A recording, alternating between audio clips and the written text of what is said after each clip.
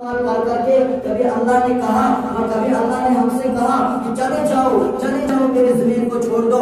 अल्लाह ने कान दिए सुनने के लिए, कभी अल्लाह ने किराया मांगा, अल्लाह ने आँख देखने के लिए आंखें बख्शी, कभी अल्लाह ने कहा कि इन आंखों को निकाल दो बाहर, तुम गलत इस्तेमाल कर रहे हो। कभी अल्लाह ने कहा कानों से गलत सुन रहे हो, इन कानों को बाहर निकाल दो। नहीं, अल्लाह को बार बार फरमा रहे हैं, ऐ मेरे बंदे वापस आ जा, एक बार माफी मांग, मैं तेरे गुनाहों को माफ कर दूंगा।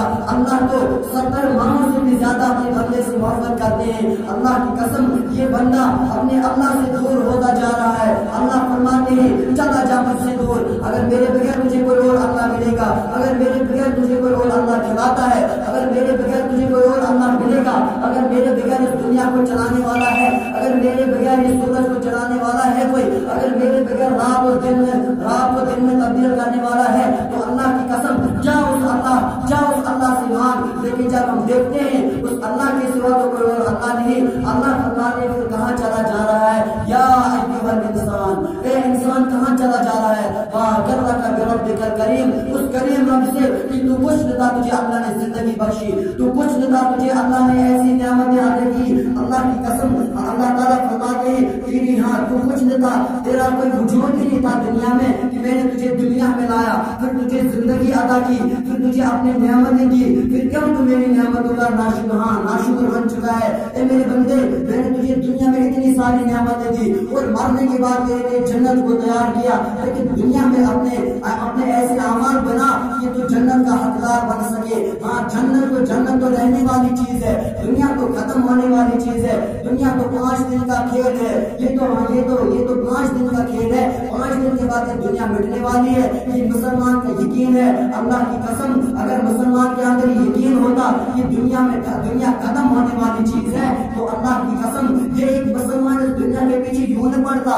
अल्लाह की कसम, ये दुनिया सहाबा के सामने जख्मी होके आती थी और सहाबा कहते थे चले जाओ, हमें तुम्हारी जरूरत नहीं, तुम तो धोखा हो, हमारी जिंदगी तो आखिरत की जिंदगी है, हमें तो वहाँ अबदा रहना है, हमें तो वहाँ के लिए वहाँ के लिए सामान तैयार करना है। दुनिया में जैसा दिन गुजरे अल्लाह के हुक्म के मुताबिक गुजरे।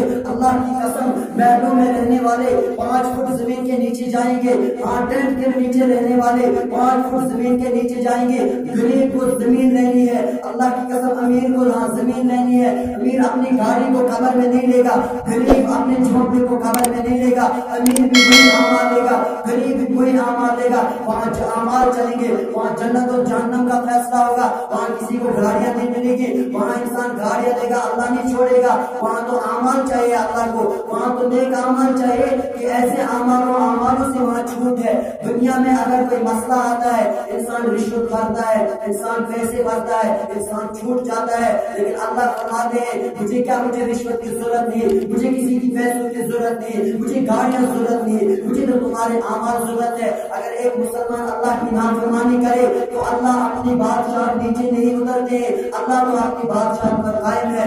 अल्लाह अगर एक मुसलमान 5 वक्त, अगर एक मुसलमान 24 घंटे मस्जिद में बैठे रो कर अल्लाह से मांगे, अल्लाह की बड़ाई बयान करे, तो अल्लाह अपने मर्तबे से ऊंचे नहीं होंगे।